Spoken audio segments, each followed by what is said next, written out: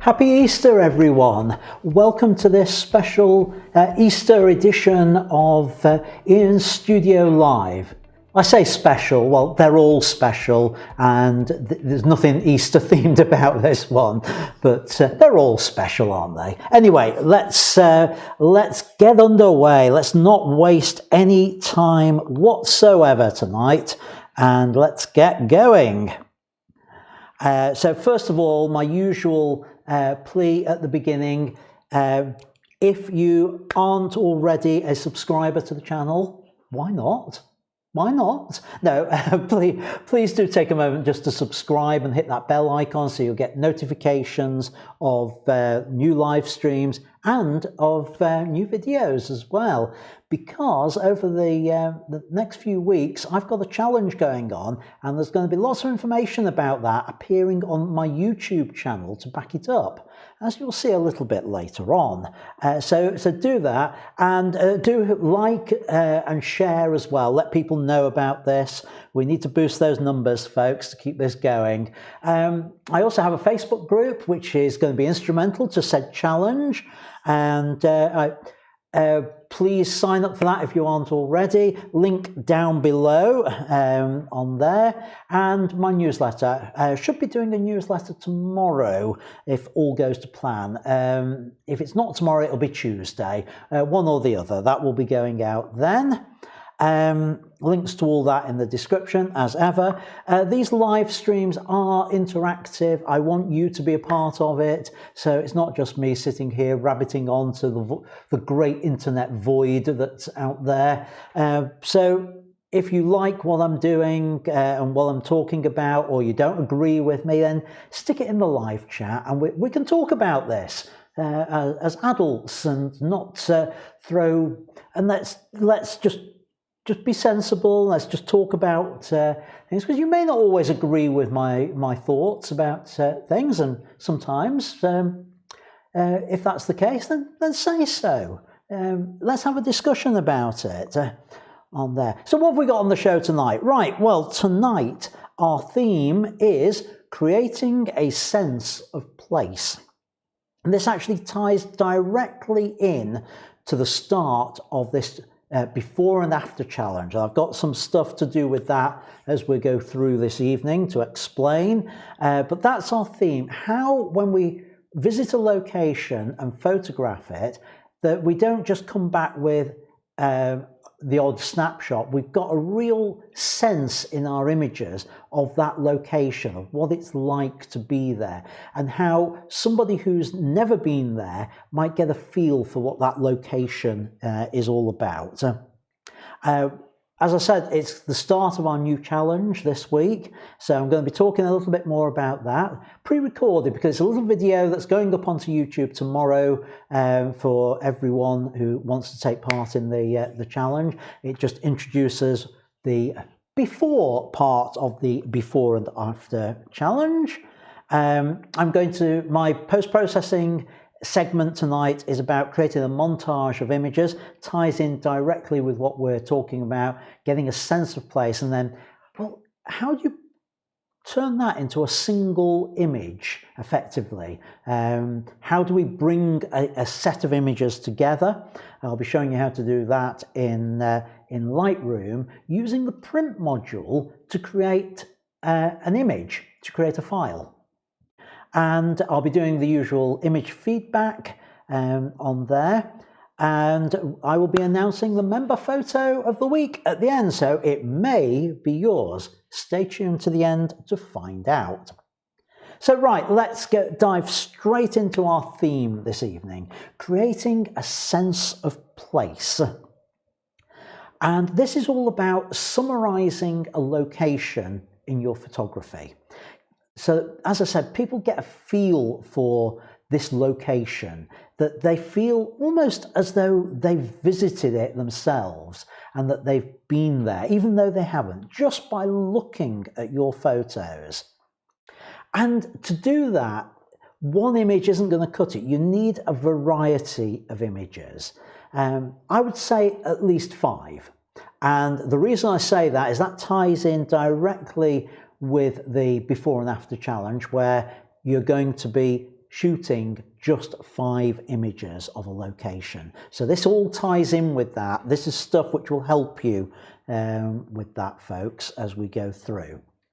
So what sort of images do you want? Well, you'll want a general vista, an overview of the location, something which introduces you to the location, something that you can see the place. You're going to want to photograph the significant features there, the key things of that location, the things that stand out. You're going to want to get the details as well. And I talked about details a few live streams ago, and they're so important when documenting a location. So think about your details with it. So right, general vistas, what do I actually mean by that? Well, a general vista is something that gives a context to the place. It might be if it's a park, it might be a general view of the park. If it's a town, it might be a view over the town, maybe from outside looking onto it if you can get high up. Maybe it's along a key street of the town, just to give a general flavour and context to your location. And it allows the visitor right at the start to know where they are when they're looking at these images. So here we are. This is Port Stanley in the Falklands, and I've chosen, for the images I'm talking about tonight, I'm taking them all from my visit to the Falklands, which was on a cruise 2 years ago, just over. And one of the reasons I've chosen that is because it's a location which probably very few, if any, watching this live stream will have ever been to. So you are totally reliant on my images to give you that that sense of place on there. So here we are, Port Stanley, a look along the front of the town, and I'm hoping this just gives a flavour of what it's like. That it's not a big overrun town. It's a small hamlet, really, a village we would call it, but yet it's a village with a cathedral, as we will see later on. So this is gives us that sense of location. The next thing you should be looking at to give a sense of place is, what are the significant features in that location? What are the things that you have to photograph when you get there? The things that give a sense of place that's intrinsic to that location, the notable locations, and photograph that. And it may be that you'll need more than one image to do that. But also, don't be satisfied with the first composition that you do of that scene, that notable place. Work the scene, as we say.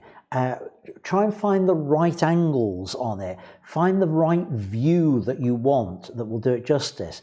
So here we are. This is the cathedral in Port Stanley, and it's iconic of, it's not the only place that's got it, but this is iconic of Port Stanley, this whalebone arch, and it is quite well known there. So having the cathedral and the arch together is a notable location in Port Stanley. So it's one I had to capture, it's one I had to photograph. But I wasn't satisfied with that image.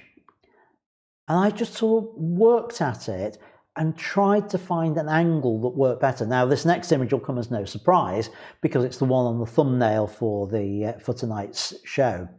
So by using my ultra-wide angle and getting low down, I was able to get the cathedral viewed through the whalebone arch, which works on multiple levels because we've got this sense of, this is intrinsic to Port Stanley. I've got two key features there, but the other thing, I've got a cross next to a cathedral with this view. So how about that? Hey, I have managed to bring Easter in after all, haven't I? A cross on Easter Sunday. So there we go. Yeah, I worked the scene. It took me a while to find the angle I wanted with that. Details. As I said, I've covered that in much more detail, no pun intended, a couple of weeks ago, 21st of March, live stream number 64. If you haven't seen it, go and have a look at that. And that will give you a much more in-depth feel and talk about how you include details in your images and to create that sense of place. But often, in terms of creating that sense of space, we want to start with the long shot to give context to it, and then move into the details. So if you're producing a sequence, get the context right before the detail, so we know where it is in the shot. So here, very important to Port Stanley. The monument to Margaret Thatcher, who, whatever you feel about the Conservatives and Margaret Thatcher, for the people of Port Stanley, they do hold her in high regard because it was her that was behind effectively liberating them from the Argentinian invasion back in the 80s. So she is held in high regard. So there's this monument to her, and there's the road that it's on has been named Thatcher Drive. So I had to capture that. So that was the long shot. I then went in to get the detail shot. Now, in order to get this shot, I had to sort of kneel down and get the angle right. So I got this clean background of the sky on there. I am just hopeful, I just hope that nobody saw me creating that image, because I really don't want anybody to see me kneeling before Margaret Thatcher at all, ever. Goes against the grain, sorry. Sorry to any Conservatives out there, but anyway, that was the angle I wanted on there to get the detail. So what else? When you are trying to create a sense of place, if you're going to be presenting these images, and if you're not presenting them while you're doing it, even if you're only presenting them to your friends or just for yourself to look back on, you want to think about a few other things. You want to think, what's going to be the first image in this set of images that you're looking at? What's going to bring the viewer into this location? And think about what's going to be the final image. What's the thing that's going to lead, that people are going to be left with in their mind at the end? And then the sequencing of it. What order do they go in if it's that sort of presentation? If it's a montage, it's slightly different. But if you're doing it as a slideshow, as we'll see later, you need to think about the order in which the images appear in that slideshow to tell the story. But it's more than just telling the story, as we'll see. So this first image, it needs to introduce the viewer to the location, and therefore it's usually a good one to start with this overview shot, the distance shot, the general vista. In television and film, it's what they call the establishing shot, and you'll find that if you watch TV programs, you often see the outside of a building before you cut to inside. You may hear the dialogue even before, and it just helps you know where this scene is set. And it's the same thing with creating this sense of place with a photographic sequence. Now, it could be something like a sign as well. That works really well to give you that sense of location, that sense of arriving somewhere and introducing your viewer to it. So here on the Falklands, as we came ashore, there was a sign showing a few of the buildings in the background. Welcome to the Falkland Islands, and a group of Falkland Islanders leaning on it. So that would be my introductory image to a sequence on the Falklands. And it is a good opening image for it. What about the final image? It's often said that people remember the last image or the last thing. So it's why the top of the bill is always at the end of the show, because that's what people go out remembering. So always think about what your last image is going to be, how you're going to finish your story, how you're going to finish your sequence, your sense of place on there. And it needs to sum up the location. Now, sunset images work great. I use them a lot, but just be aware they are cliched. But why are things cliched? They're cliched because they're used a lot. They're used a lot because they work. So you don't have to do it that way, and lots and lots of ways you can finish a sequence without a sunset. And if you can, probably best do that. Avoid the cliches. I've always said you should avoid the cliches like the plague. Get it? Never mind. Move on. On there. So my finishing image on a sequence on the Falklands is back on the ship, sunset, as we just pull away on the boat. So that would be how I would complete the sequence. So what about sequencing? This is the order of the images. And that order should take the viewer on a journey. Now, that may not necessarily be the order in which you created the images. Because most times when you visit a location, you start somewhere, you move off to another part, and then you'll probably retrace your steps. And quite often, you'll come back to where you started. If you've driven there, that's because that's where your car is, or where the coach dropped you off, or where the tender boat dropped you off, or where the cruise ship is moored.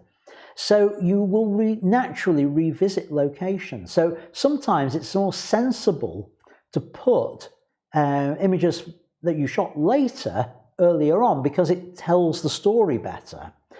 And it may be that some locations you have images from at multiple times to tell that story. And generally, when you're looking at a particular sublocation or thing, I always say start large and then go into the details. That's the normal way to do it, so that people understand where this detail shot fits. Now, you don't have to do that, but it's a useful way to get your message across and to tell the story. But do try and keep all the images from a specific location together within your sequence, so that it's obvious as you're going through that these are all at the church. So if, for example, my Falklands one, I'm not showing them, but if I was photographing the church, I'd start with the exterior of the church so that you get a sense it's there, and then I put all the different shots. So I might do a general interior and then the details from inside to sort of tell that story in there, to bring the narrative of the images alive. Now, it's important to follow a couple of compositional rules almost, and that's to avoid transitions that jar. Now, what do I mean by that? Well, a couple of examples might be that if you've got a sequence of sunrise images, you don't want to stick a night shot in the middle of them. You'd put your night shot at the start and then move into the sunrise and then the daytime ones, and it helps take you through a journey that sort of way. For example, if you're doing a series of images about a rural location, you wouldn't suddenly put an image in if you've got a sequence on fields of the urban part of that town with all the cars going past. You want to keep the sequence going, but it's even more than that. Oh, I thought I had another bullet point on there. The other things to watch about, and this is a bit more subtle, it's about how an image can jar for other reasons. So, for example, if you've got a whole sequence of very pastel-y coloured images, and you've got one that's really dark and moody, sticking it in the middle of that sequence will stand out, it will jar. You want to feel the sequence as a whole. And at some point, I'm going to go through about creating slideshows and some of those sort of rules in a bit more detail on there. Now, I'm hoping you can all hear me, because I've got a message which says that the chat has been disconnected, and it says unable to connect to chat, please try again later. So I'm hoping that's all okay. The other place you can send me messages and I can flip over and have a look is as replies on the Facebook group to the announcement post about the live stream. So I don't know whether you're seeing problems or not with the chat, but I certainly am on there. Now, it'd be interesting to see what happens if I flip over to the chat on there.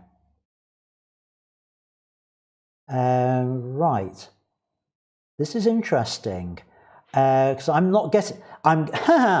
Yeah, this is interesting. I am getting. I have got the chat on the screen here in front of me, but not on the web page on there. So this is going to be interesting. Right. Okay. So looking at the chat, which I believe should be yeah, the next thing is to look at the chat. Sorry, it just sort of completely threw me on that, and I don't know why I have lost my my chat on there, but as I say, it's working on this, and good job. For once, I've actually got this size so I can read it. So right, let's have a read of what's been going on in chat. Right. Right, Peter saying that he's not been to Port Stanley himself, but his dad was there during the presumably the conflict on that. Wow, I bet did he take any photos when he was out there, Peter? Because it'd be really interesting stuff on that. Right, Anthony saying he's now using an account under his real name. Yeah. So happy Easter, Anthony, on there. Right, he was down on the QE too. Wow, if you're going to go to the Falklands, that's the ship to go on. Right, and everyone else was saying the sound is all loud and clear. So it's just me who's got a problem with it then, with the chat then. Oh, I hate technology at times. Right, let's carry on. And feedback on your images.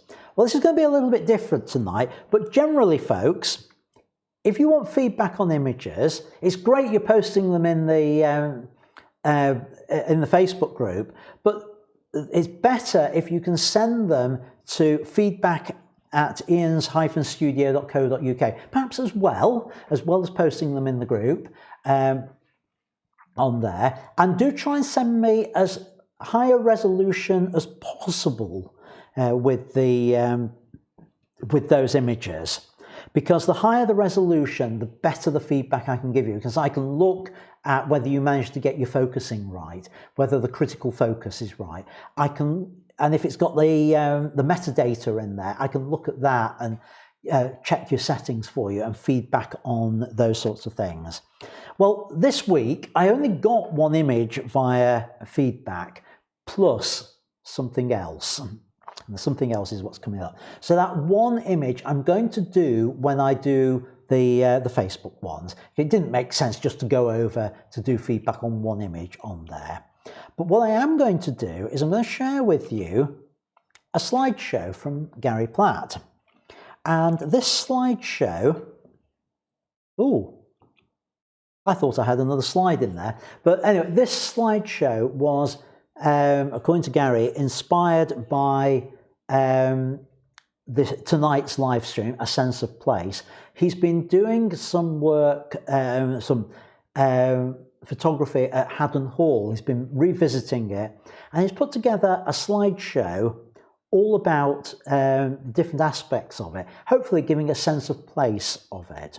So what I'm going to do is I'm going to play it in as Gary provided it, full screen, proper slideshow.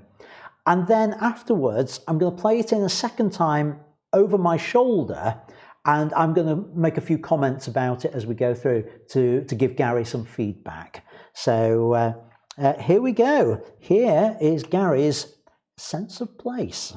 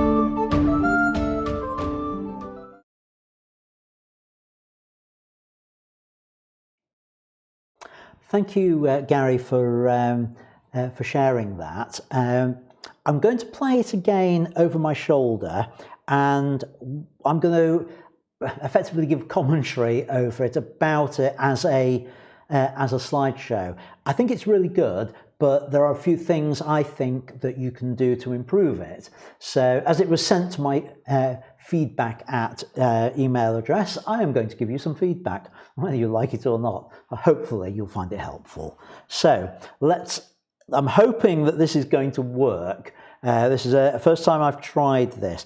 I was hoping I would be able to stop and start the slideshow as I went through, but I don't think I can. So here we go, genuinely without the sound this time. So we start with this exterior shot saying where it is, and I would have gone with the one with the trees first, because that's further away than coming in with this. You've got a pair of images there which don't seem to quite fit together to my mind. And then we've seen the exterior, and then you've brought us in, which is great, presumably the big entrance. But we've gone back outside again now. So what I would try to do is to do your exteriors of the building first, and then come in. So this pair work well together, these two images, exterior, but then we're back inside. So I would do your exteriors first and then use that as a bring in. Now, this is curious because we've now jumped to a church, which I'm presuming isn't within the hall itself, but within the area of the hall. So what would help is an exterior view of that church before going inside to get the feel of where it is, where the chapel is in that setup. again, we've got exterior views, the walls. I would have concentrated on them first before we go and then do the inside. Now, I can't tell whether that's in the hall, where it's a sort of blanket box, or whether it's an altar of some description. These two don't fit well together because one's an exterior shot and the other's a sort of corridor area. And then back to the chapel. So the sequencing, to my mind, is a little awkward with it. So I'm presuming this is in the hall because it looks like a hall type window, but yet now we've come back to an altar within the church. So this pair really work well together because of the flowers on them, and then this overall ending view also works really well on there. So that was very sort of quick to try and talk through it.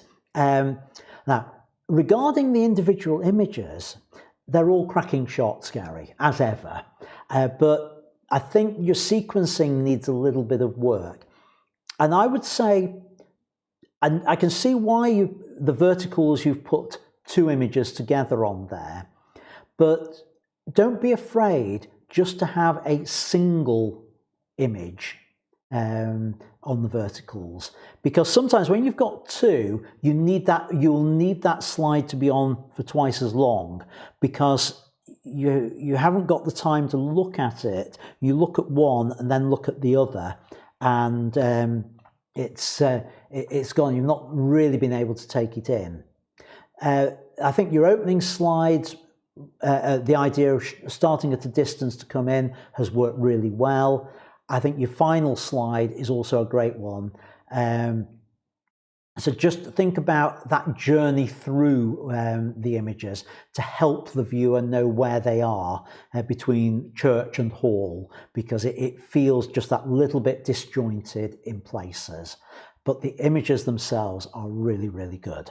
So hopefully you found that that helpful on there. I'm going to nip back to the chat to see what's been going on in here.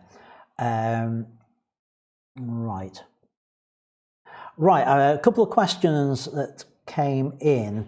One was an earlier one, which isn't on the screen now, but I'm sure I saw it. Somebody asking me about doing the montages through in Photoshop as well as Lightroom, I think. Yeah, can I also demo creating a montage in Photoshop CC? Yes, I can, Walter, but I'm not going to do that tonight because I need to prepare for it in a slightly different way. And also, we're already behind schedule on there. Will I be doing something with Affinity? Yes, I will at some point. I just need to get my head around it myself. If you want some good slideshows not slideshows, videos on Affinity, have a look. Oh, mine's gone blank. There's a chap in the group who does a lot of Affinity tutorials on his YouTube channel. Oh dear, my mind has just Phil Howell. Look his stuff up. That will give you a good grounding in that. It's on there. Yeah, that's it. Right, Gary is saying the chapel is part of the hall. Okay, so need to try and find a way to let us know that it's part of the hall in that sequence. But maybe just put everything to do with the chapel together in one place on that. And Gary is saying that the screen's freezing at his end, and yet at my end I've got excellent connection. Oh, I don't know what's going on with that. Right, let's carry on. Right, and tonight's live stream is, as ever, sponsored by you. Thank you, folks, for everyone who has bought me a cuppa. For those who don't know, if you do find these weekly live streams helpful and you want to say thank you in a financial way to help me keep them going, because they do cost to do, both in terms of time and resources to be able to do it, then there's a simple way. Down below in the description, there's a link to which says something along the lines of buy me a tea /Ian Butty.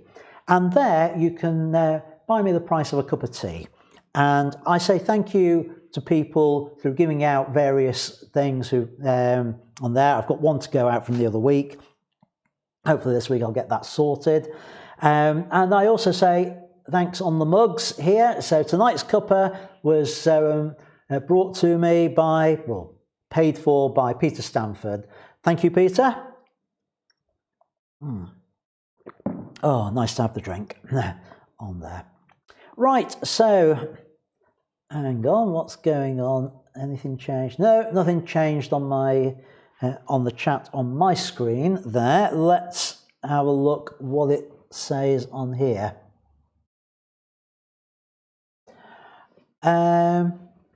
Right, oh yes, a comment from Tony about the music that Gary chose. I quite liked it on that. I didn't find it distracting, but then people tend to complain my music is distracting on there. Walter asking, how important is it to match the theme of the music with the subject of a slideshow? I'd say it's fairly important to do that. You don't want it jarring, is probably the better way to do it. So, for example, that medieval style music, I wouldn't use over something that was a very futuristic town. It just wouldn't work. There's a lot of music that I do with my slideshows, which may sound very, very familiar because I use the same sort of music over and over again. But that's because I found certain pieces which are suitably generic that they'll work with almost anything. But when I'm doing slideshows for theatre stuff, I do try to find something of the right period. So if it's a period piece, I'll try and go for more classical music, things like that. If it's a more modern one, or youth production, I'll go for something that's faster paced. But then I'll also make my slideshow be faster paced as well with that. But I thought the music that Gary chose was excellent for that. So, moving on. Right, the before and after challenge. I want to talk about that and really now to set you going. Because this week, the challenge is get your before images. You need to find a location and create those images. Rather than me just repeating what I said last week, I've got a little video that I'm going to upload tomorrow so that anyone who doesn't watch the live stream can see it as a standalone video. I'm going to play it in now. It just introduces the before and then the rest of the before and after challenge as well. So it talks, the first half of it is talking about what you need to do for the before, and the second half tells you a little bit more about what the challenge is about as a whole. So enjoy. Hello, welcome to Ian's studio and welcome to my before and after challenge. Hi, welcome to this before and after challenge that I'm running. The aim of this challenge is to really help you improve your photography by challenging you to do a number of photographic exercises, things which will really help you understand certain photographic techniques. But before we get into that, the first part of the challenge is to find a location. Now, it could be anywhere local. It needs to be somewhere that you can come back to at the end of the challenge. This is why it's called a before and after challenge. So I've come down here to Debdale Park, well, basically to record the video, but this is an ideal sort of location that you could choose. it's a park.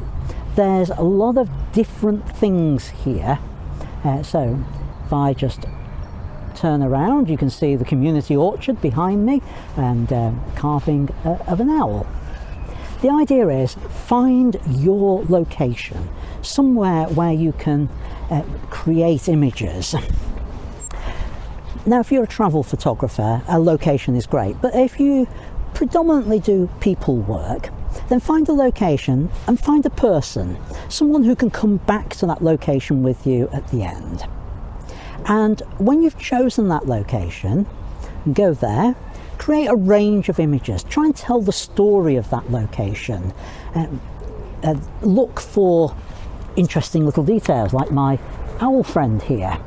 Maybe it's a vista of the whole park or the whole town or the whole location.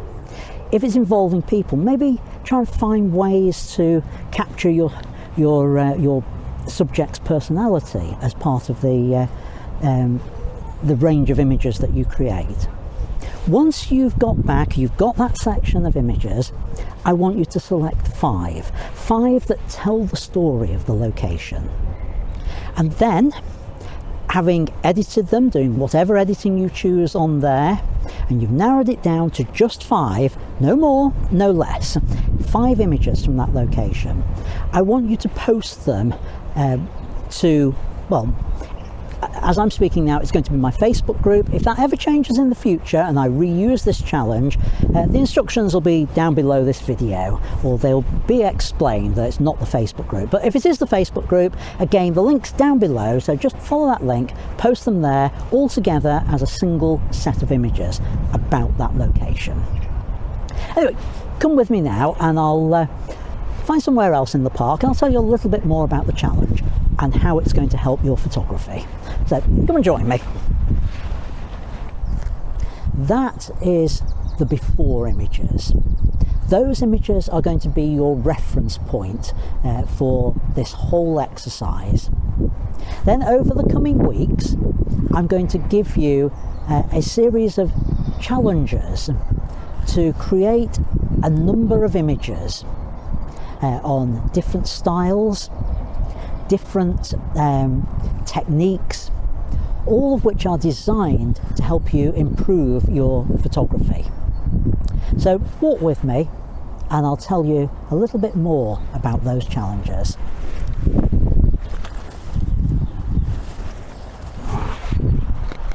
Okay, so what are the themes for these challenges which are going to help you improve your photography?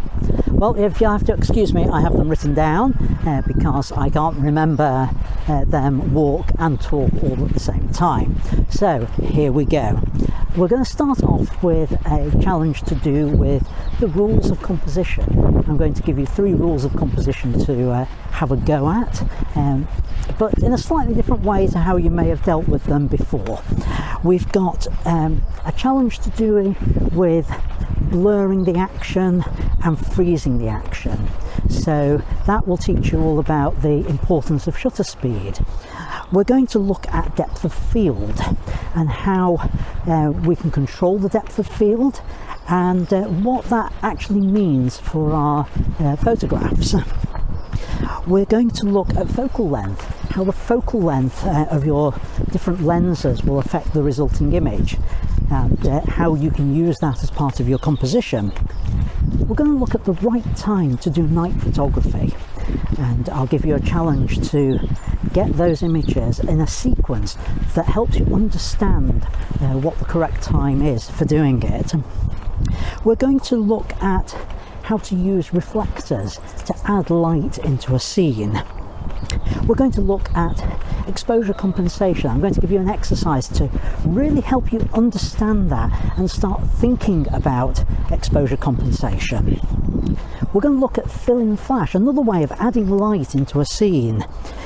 We're going to explore how different times of day can affect the images that we create. So the difference between shooting at high noon and shooting in the golden hour. We're going to look at monochrome versus colour. We're going to look at where we create images from, whether it's above, below or between. and how that can affect what we're creating. And finally, we're going to look at the use of shade in our photographs and how that is important to our photography. Then once you have completed all of those challenges, all that it remains is for you to come back to that chosen location and repeat the exercise, creating another 5 images that sum up that location. And then we compare them, your before images and your after images, and we'll see what the difference is. That's the before and after challenge. I hope you're excited about it as I am, because this is a challenge that's going to really improve your photography. So if you are going to take part in it, it'd be great if you just pop a comment below so that I know you're going to do it, and I know all the people who are taking part. And I'll see you in the next video when I'll talk about the first challenge that you have to complete. See you then. And until that time, keep making great photos. Bye for now. Okay, so that's the challenge. I hope you're all going to have a go at it. It's a little challenge each week with it.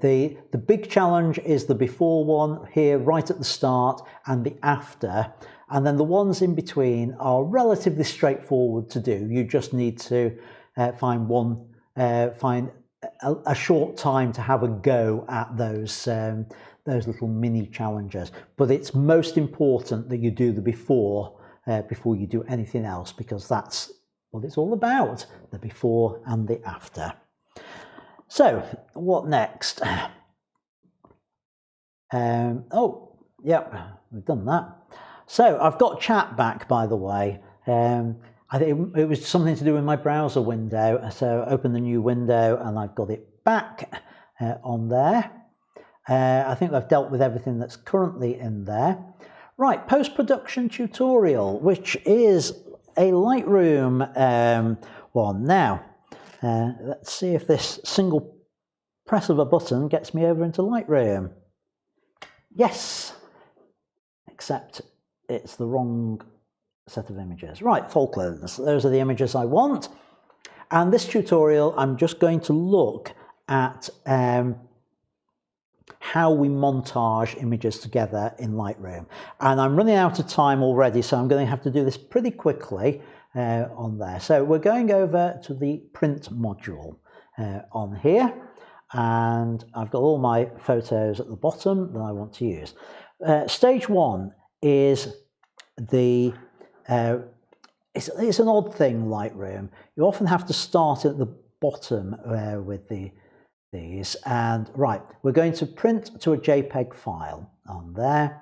So we just check down, everything's fine on there. So then over to page setup, and we want A4, and I'm going to do mine landscape portrait format. Why it wasn't showing up as portrait format on the display is anybody's guess. So do that. Yes, it's now done it. Good, which is what I want. Now, I am going to have to come back to that in a moment, but I want to show you the problem first. So you set your page size over there. And even though we're setting out to a JPEG file, we still have to set the page size on that. So now over here, I'm going to do mine with a black background. If I go full screen so you can see everything a little bit better, what I'm going to do with it is I am going to set my page background, switch that on, click on there and set it to black on that. And I want to put 5 images on here. Now, first of all, let's get this set up right. We're going to use what's called a custom package. So I'll click that, and this basically gives me frames that I can use for my images. So I'm just going to, I can choose starting ones on here. So I'm going to use 5 by 7, just pull I'll click a 5x7, and that will put it on there. I can then size it to whatever I want on that, and we'll say another image over here, and quite like the size on there. And I want a small portrait one, so something like that. Bring that down, and I'm going to bring that along, and I'll just bring another one in over here and along. So that's going to be my 5 images. I'm going to bring something across on there like that. Now I've deliberately left some space at the top because I want to put a title on it. But one thing you'll notice is I've got this white border around the whole page.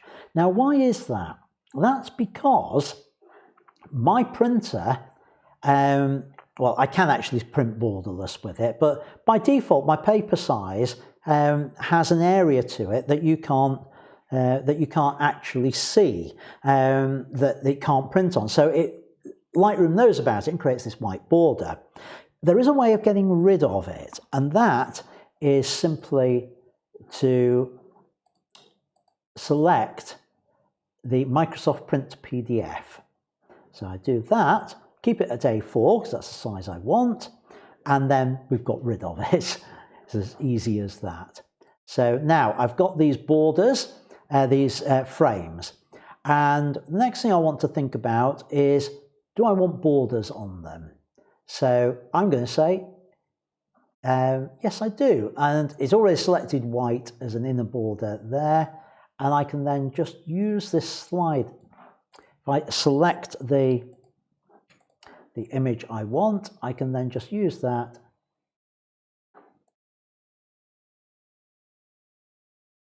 How strange. That was working earlier. Maybe it's because I haven't got anything in the thing. So I'm just going to drag an image into there. Yeah, that's it. It only shows up when the image is actually in there. I can then control the size of the border to what I want. So I said the Welcome to Falklands would be my start image.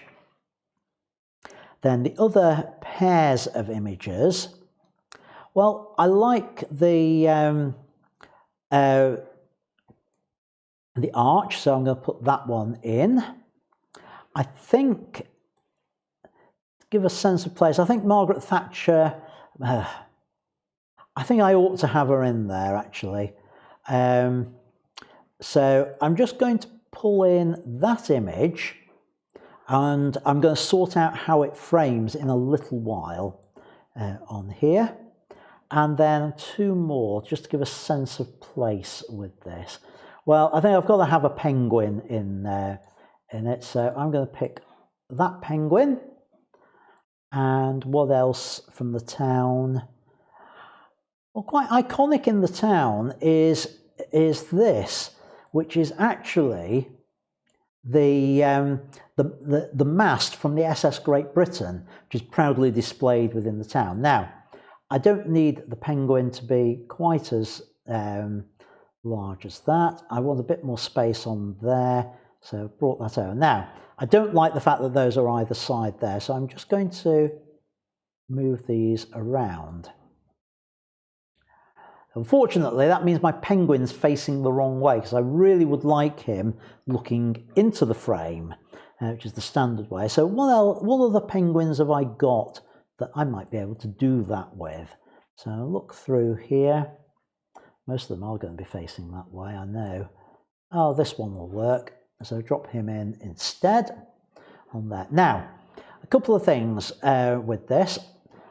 I want to reposition these. So the way I do it is click on there and hold the control key down, and I can then move the image within that frame. So I can bring that up to about there. I can move Maggie in a little bit, and again, she's facing the wrong way. I know what I'll do. And you can see with the process of doing these sort of things, sometimes a little bit of trial and error. So I'm going to go back to my penguin. That was the one I wanted. But what I'm going to have to do is I'm going to have to swap them over and swap Maggie over, I think. So SS Great Britain on there. bring Maggie over to there, bring that to there. Now that's a little bit better for me on there. I need to reposition the penguin into the middle. So hold the control down to get that and move that over slightly.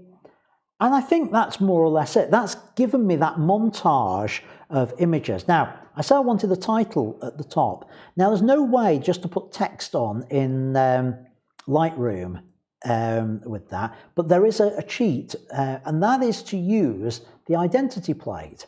Now, I could, as you can see, as I tick that, it's appeared already. I could then drag that up there, my identity plate, and put that across the top as my title.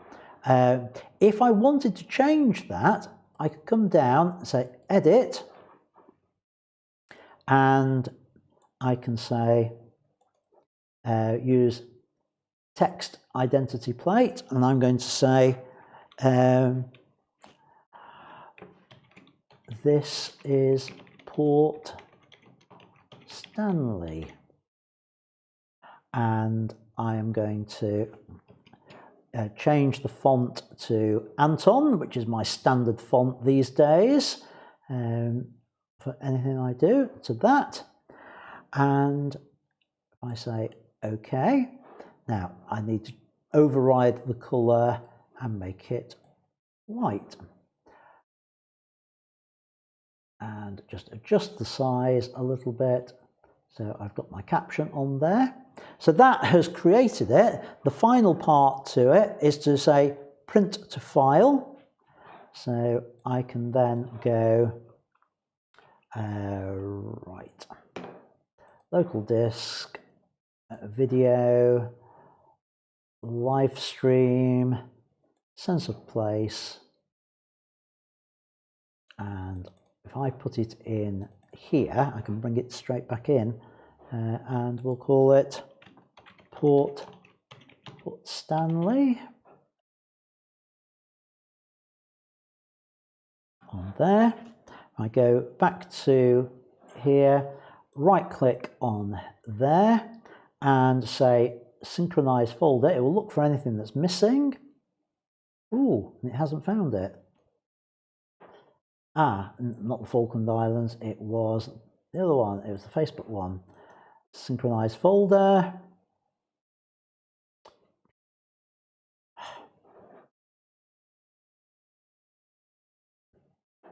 Want to import, synchronize. Yep, let's add that in. And there we go, the full final image, all the shots montaged together. So, I mean, that's a very simple and very quick tutorial on how to do it, to do that kind of shot. You can get a bit more inventive with it on there, but that's just quite a nice way of presenting a number of images together just using Lightroom, and how you then pull it back into Lightroom at the end of it. So, there we go. Right, so carrying on, let's have a look what's been going on in chat. So right, we've got a few people who are having a go at my challenge. Good, that's what I like to hear. So tomorrow being a bank holiday, ideal day to go out, find your location and get your 5 shots together. So let's carry on. We're running out of time. So I just want to do a little bit of feedback for you folks before we finish on your images. So I need to get back over to Lightroom, and here we go. Right, so this image was sent to me by, I'm going to have to look at the metadata because I can't remember who sent it. And there's nothing in the metadata for me. Oh, Tony, it was Tony who sent it. That was it. Now, this is an image of London that Tony's post-processed to try and look like it's an oil painting. I know some people like this kind of effect. I have to declare at this stage, I don't. Sorry. It's an effect. If you're going to take a photo, take a photo.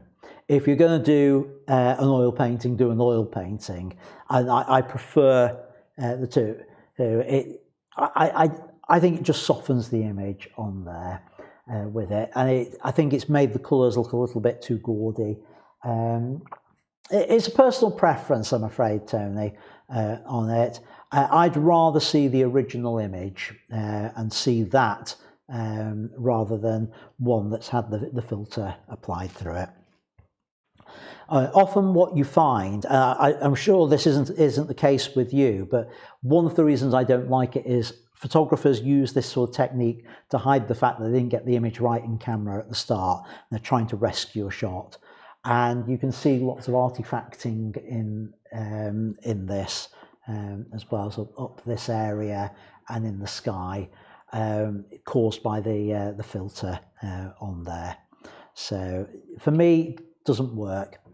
Had to show this one. This is it's Richard Lovelock's new monitor for editing panos and general editing work as well. Cracking monitor. I'm definitely going to be creating a challenge for creating vertical panos now, just to annoy Richard, for no other reason that now he's got this monitor, I want to see him try and do vertical panos with it, just to annoy him. John Barton, several images from John this week. I think on this one, I think it's not a bad black and white conversion, but I think apart from the little bit of green on the left, I think I quite like the colour version of this with it. I would crop it in slightly more than you have done. I'd just bring it in very slightly like that, and then I would go with something along those lines. Just needs the horizontals sorting out as usual, John, on there. The verticals aren't too bad. They're slightly off on this side, but again, I say this every time, John, do your corrections before you submit for to the group on there. I suppose the black and white, has it been done? No, it's still off on the black and white. Certainly the horizontal is at the top on there. Nice reflections on it.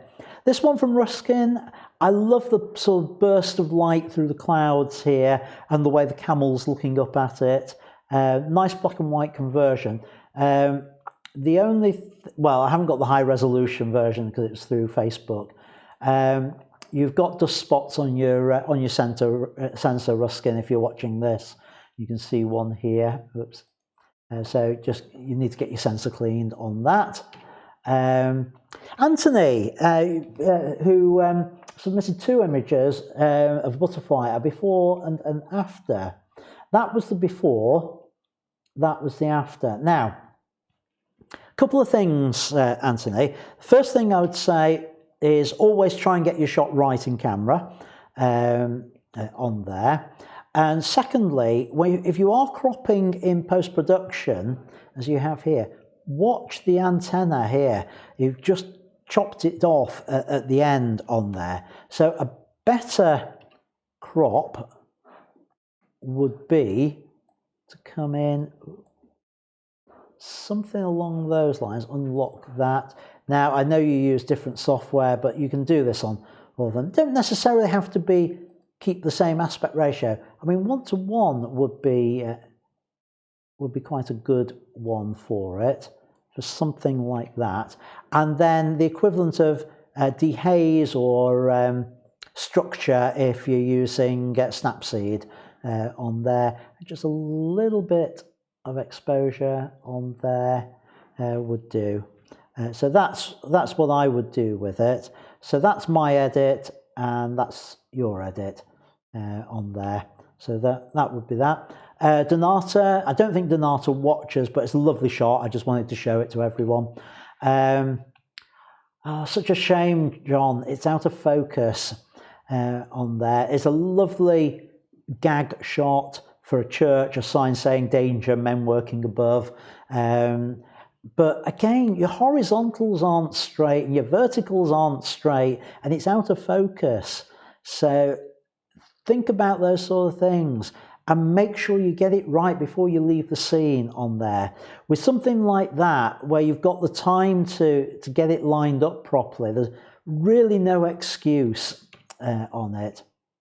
I love the sunset, the seagull squawking at the others on there. I think it needs a bit of an exposure boost if you look at the histogram on it with that, and maybe a bit of a contrast boost as well for that. Jan, nice shot of the blossoms, very characteristic of this time of year. The only thing I would try and avoid is bullseyeing the hero blossom there. So I would probably come in, I don't know, something along those lines, like that. So it moves more off to 1/3, or why not, if you want more of the ones on that side, bring it more across that way with it. Again, put it on the 1/3 line would be my suggestion. Peter, lovely shot with the sun through the railing there. Very, very well done on it. On there. Here's a challenge for you. I'd love to see you do that with the moon through there at some point, if that's possible.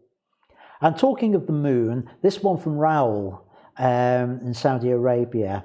I really like the moon and the woman in there. It really works on that. I wonder, and I haven't tried this to find out, if a black and white, up the exposure slightly and up the contrast a little bit, maybe the black and white would work with that as well. And potentially, I'll take that off, bring that down, maybe a square crop. Square crop is a square crop image. I can see it now. Yeah, square crop works on there. Just a suggestion. Andy, I've got to say about these, the Dartmoor ones, I'm a big Sherlock Holmes fan. So I saw this and thought, that's Grimpen Mire from Hound of the Baskervilles. And then I looked at that and thought, yeah, that's Hound of the Baskervilles territory as well. And absolutely, they're Dartmoor images. Very, very well done. For those who saw my live stream on landscapes, you'll know what I like to say about mid-ground, foreground, etc. And this ticks all the boxes. We've got our foreground in the rocks here.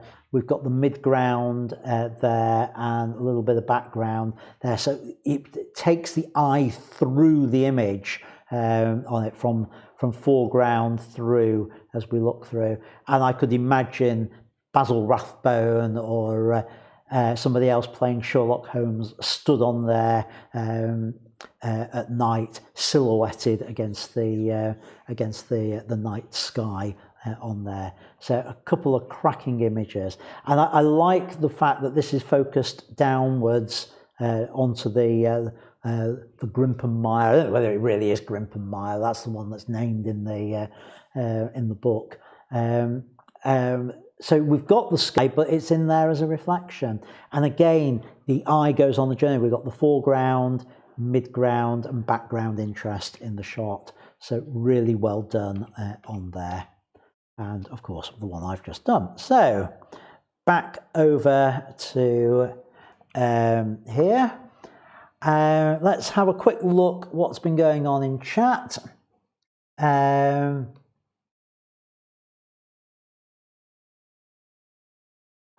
Tony's saying very little post-processing. There's something done to it. There's something done to that image, Tony, on there. Don't know quite what you've done, but you've done something to it. Right. Yeah. Moving on. Member photo of the week. So, anybody guess which one it is? Well, this week my member photo is I've chosen the one from Jan Coop, simply because it's one that's sort of really evocative of this time of year. The blossoms coming out. We're coming out of lockdown and into spring and summer, so I thought that would be great to have it on the as the banner for the group for the week. So that will get changed very shortly on the Facebook page. And keep submitting your images, folks. Will one of yours be the image of the week next week? So I've just looked at the chat. There was nothing more in there for me to comment about, unless anything is coming in as I talk. Right. Yeah, our coming week, next week, I'm going to do a live shoot, tabletop shoot, which is an oil and water abstracts one. I've done it a few times in the studio. Walter Reynolds, if you're still watching, I know you've done it at least once, if not twice, here at the studio, but I'm going to demo it as a live stream, multiple cameras. I should have the ability to have an extra camera, hopefully, in the setup, and of course with my nice little, I don't think you can't quite see it, Stream Deck that I'm now using for controlling the live stream. That should make it nice and easy for me to be able to switch over the displays as well as we're doing this. So right, if you've got oil and water images that you can submit to the group this week, then do. If not, concentrate on the before and after challenge, and let's see those images this week, your 5 from your location for your before challenge, part of the challenge. And let's see those on the Facebook group this week, and I'll provide feedback on them as normal. And please provide feedback on each other's images in the Facebook group. So that brings us to the end of tonight's show. I've overrun slightly by 1/4 of an hour, but at least I kept it under 1.25 hours this time. So sorry for overrunning. I'll try and do better next week. Thanks for watching, everyone. And until next week, keep making great photos. Bye for now.